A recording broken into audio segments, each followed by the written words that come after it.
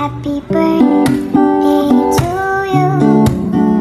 Happy birthday to you. Happy birthday, happy birthday, happy birthday to you. So ayun, welcome sa aking mini vlog. So for today's video, nagluto ako ng murang spaghetti kasi birthday ng aking panganay na anak. So ayun, naghiwa ko ng sibuyas dito, bawang. At nagbukas ako ng lata ng corned beef.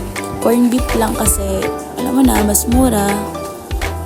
So ayun, sa isang mainit na kawali, magigisa ako dito ng bawang at sibuyas. Pinagsabay ko na sila para mas mabilis. Kasi medyo rush na niyan. Susunduin ko pa yung anak ko sa school ng 11:30.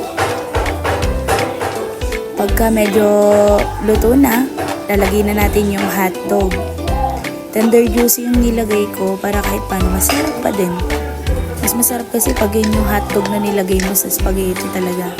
Tapos combination ng corned beef, sulit kahit wala kang giniling. Ito din yung recipe ko kapag nagtitinda ako ng baked mac sauce ko. Yan. So ayun, pag nagisa-gisa na yan, ilalagay ko na yung corned beef.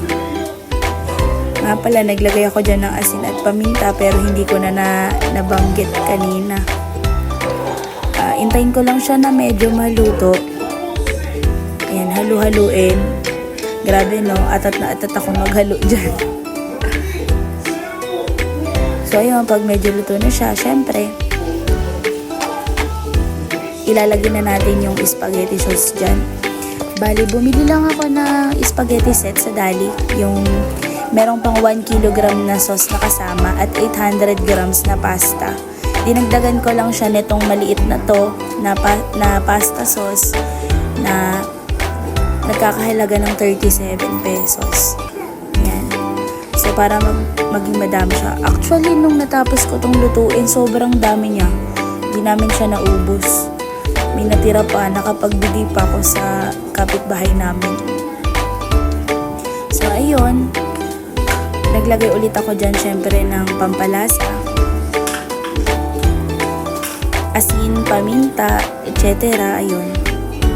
Tapos, kasi diba tayong mga Pilipino, mahilig tayo sa sweet style spaghetti. Hindi ako nagamit ng asukal kasi parang may aftertaste siya. Parang masakit yung hagod niya sa lalamunan. So, ang nilagay ko dito is condensed. Medyo creamy kasi yung texture nun, tsaka liquid na siya. Kaya mas maganda siya sa spaghetti sauce. At siguradong magugustuhan to ng mga bata. So, ayun. Nalagyan ko na siya dito sa part na to ng tawag dito, condensed milk. Yan. Diba mas naging creamy siya? Sobrang sarap na sauce na yan, promise. Simple lang, wala ka na masyadong ilalagay. Ayun. Tapos, ano pa ba? Yan, nilagyan ko na siya ng condensed dyan. Tapos sa kabilang kawali, kabilang kaserola, dyan ko, nagpakulo na ako ng tubig dyan, tapos naglagay ako ng pasta. Tapos itong sa isang kawali naman, gumawa ako ng cheese sauce. Para syempre, mas mukhang special yung di ba? Mura pero hindi tinipid. Siguro, kung tutuusin ko siya lahat, sa 1 kilo mahigit na spaghetti na nagawa ko, gumastos lang ako siguro ng 300 pesos. Kasama na yun lahat.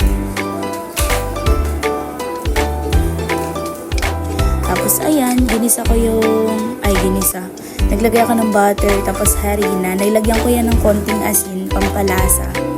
Bago natin ilalagay yung Alaska Evap. Importanteng maglagay ka muna ng asin dyan sa sauce na yan. Kasi extra alat din siya. Tapos ayan, ilalagay ko na yung Alaska Evap. Mas maganda kasi pag may Alaska Evap. Tapos konting cream lang kasi kapag cream talaga yung nilagay mo, sobrang siya. Masarap naman pero alam mo yun, pag over na yung lasa, hindi ko kasi ma-explain. Basta nagtitipid kasi ako nitong time na ito. Kaya naglagay lang ako kaunting cream. Tapos nilagyan ko yan ng cheese. Basta yan, sa kaserola, sinalang ko na yung pasta na binili ko. Yan. Mukha lang yan malabnaw, pero ang ending yan sobrang ganda. Tapos tada, ito na yung spaghetti with cheese sauce natin. O diba? Hindi napapaghalata ang mura. So, yun lang. Sana may natutunan kayo. Bye-bye!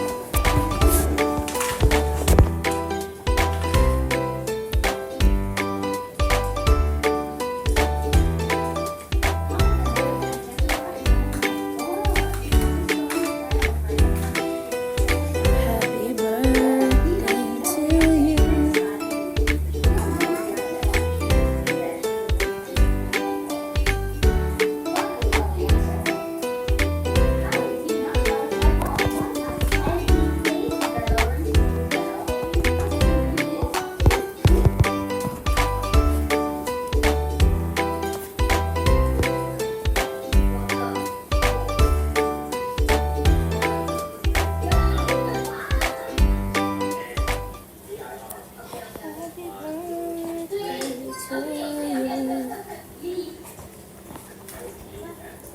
At the end of my life, sa bagong libro dito sa aming lupatan.